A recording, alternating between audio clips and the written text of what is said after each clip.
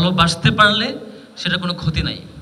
ভালোবাসার মধ্য দিয়ে হৃদয়টা যদি উজাড় করতে পারি, আমার প্রত্যেকটা ভাইকে, প্রত্যেকটা বোনকে, আমার একটা হিন্দু ভাইকে, একটা জগন্নাথ হলের শিক্ষার্থীকে, চারুকলার একটা শিক্ষার্থীকে, ইসলামিক স্টাডিজের একটা স্কলারকে, সবাইকে যদি আমার বুকে ধারণ করতে পারি, তবেই আমি মানুষ, তবেই আমি ঢাকা বিশ্ববিদ্যালয়ের শিক্ষার্থী। একে অপরের বিরুদ্ধে মতের বৈচিত্র্য থাকবে, দ্বিমতকে বৈচিত্র্য হিসেবে দেখতে হবে, সুন্দর মতকে বা ভিন্ন মতকে একটা কতটুকু পর্যন্ত আমি তাকে দ্বিমত করতে পারবো, কোন ভাষায় করতে পারবো, আবার কখন আবার তাকে আমি আগলে ধরবো, সেই সীমানাকে আমাকে বুঝতে হবে। নয়তো এই বিশ্ববিদ্যালয়ে আপনি ঘুরতে পারবেন না, অথবা আপনাকে এই বিশ্ববিদ্যালয়কে আপনাকে ধারণ করবে না। আমার যে ম্যাকমোল্লার বসে আমাকে নিয়ে দ্বিমত করবেন, তার সাথে আমার আবার চা খাইতে হবে, আড্ডা দিতে হবে। আবার যে ইসলামিক স্টাডিজের যে শিক্ষার্থীরা স্কলার হতে চান, তার সাথে জগন্নাথ হলে একজন বেশ ধর্মবিরাগ শিক্ষার্থীর সাথে একসাথে বসতে হবে। এটাই বিশ্ববিদ্যালয়ের সৌন্দর্য। এই বিশ্ববিদ্যালয়ে আমাদের দুর্ভাগ্য হচ্ছে এই বৈচিত্র্যকে একসাথে মেশাতে পারেনি। আমাদের চ্যালেঞ্জ এটা। ডাকসু হলো আপনাকে লোড নিতে পারার ক্যাপাসিটি থাকবে, মানুষের সাইকোলজি বুঝবার ক্যাপাসিটি লাগবে, ডাইভার্স মানুষকে একসাথে মোবিলাইজ করার ক্যাপাসিটি লাগবে। সেটা করেছেন, সেটা দেখাইতে হবে। ডাকসুতে আসলে আপনিও ধ্বংস হবেন, ডাকসুও ধ্বংস করবেন। এটাই হয়। পৃথিবীর বহু বড় বড় রাষ্ট্রপ্রধান আছে যারা ভাবসাব নিয়ে পপুলিজমের পিছনে পরে রাষ্ট্রপ্রধান হয়ে গেছে, পুরো রাষ্ট্রকে ডুবেছে, কারণ তার এক্সপেরিয়েন্স থাকার কারণে। পলিটিক্যাল এক্সপেরিয়েন্স, ডাইভার্স মানুষকে চালানোর এক্সপেরিয়েন্স এবং নানান সাইকোলজি মানুষকে রিড করে সেটাকে অ্যাড্রেস করার ক্যাপাসিটি এবং এক্সপেরিয়েন্স না থাকলে হুট করে আসলে আপনি পারবেন না।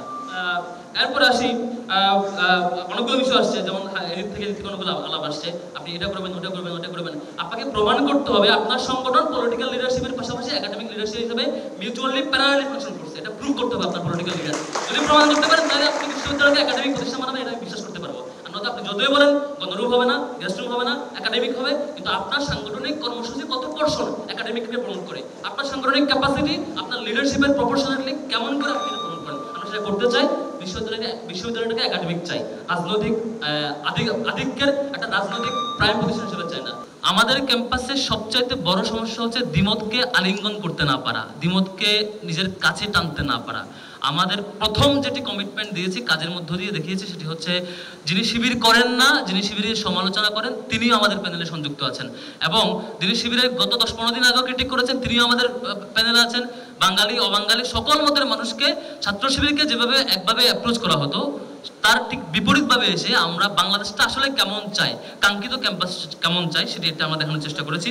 দ্বিতীয় ব্যাপার সেটি হচ্ছে কাজ। অনেকে অনেক কিছু বলবেন, অনেক বেশি কিছু বলা যায়, কিন্তু কাজ করবার পারবেন কিনা সেটা আপনি বুঝবেন তার প্রিভিয়াস ক্যাপাসিটি দিয়ে, তার এক্সপেরিয়েন্স দিয়ে, সে কতটুকু প্রবলেম অ্যাড্রেস করছে, কি কি অ্যাকশন তার ছিল, সেই অ্যাকশনে তিনি যা প্ল্যান দিচ্ছেন, প্ল্যানের যে ভলিউম, তার অ্যাকশনের ভলিউম, প্রিভিয়াস অ্যাকশনের ভলিউম দুটো সিমিলার কিনা। যদি সিমিলার হয় তাহলে তাকে দিয়ে পারবেন। আমরা যেটা করেছি, আমরা 6 ইয়েস 6 নো দেখিয়েছি আমাদের ইশতেহারে। আমরা 6টা ব্যাপারে অলওয়েজ ইয়েস থাকবো, 6টা ব্যাপারে অলওয়েজ নো থাকবো, এবং 12 মাসে 36টা রিফর্ম প্রজেক্ট দিয়েছি, যে 12 মাসে আমরা 36টা রিফর্ম করতে চাই, ক্যাম্পাসটা চেঞ্জ করতে চাই। সেটা আমরা কেমন করে পারবো সেটা দেখিয়েছি আমাদের কাজের মধ্য দিয়ে। যেমন আপনার হেলথ নিয়ে সমস্যা, আমাদের সুযোগ ছিল আমরা হেলথ ক্যাম্পেইন করবো, হেলথ ক্যাম্পেইন করে ফ্রিতে মেডিসিন সহ আমাদের 10,000 শিক্ষার্থীকে আমরা ফ্রি মেডিকেল ক্যাম্পেইনের আওতায় নিয়ে এসেছি। আমাদের সুযোগ হয়েছে হাসপাতালের সাথে একটা চুক্তিপত্র করে সারা বাংলাদেশের প্রাইভেট হাসপাতালগুলোর সাথে শিক্ষার্থীদেরকে কিভাবে বেনিফিট করা যায় সেই চেষ্টা করা। আমাদের সুযোগ ছিল বাসের যেসব শিক্ষার্থীরা অলরেডি করেছে, আচরণবিধির কারণে আমরা এই মাসে আনতে পারি না, যেমন কোল্ড ওয়াটার ডিসপেন্সার।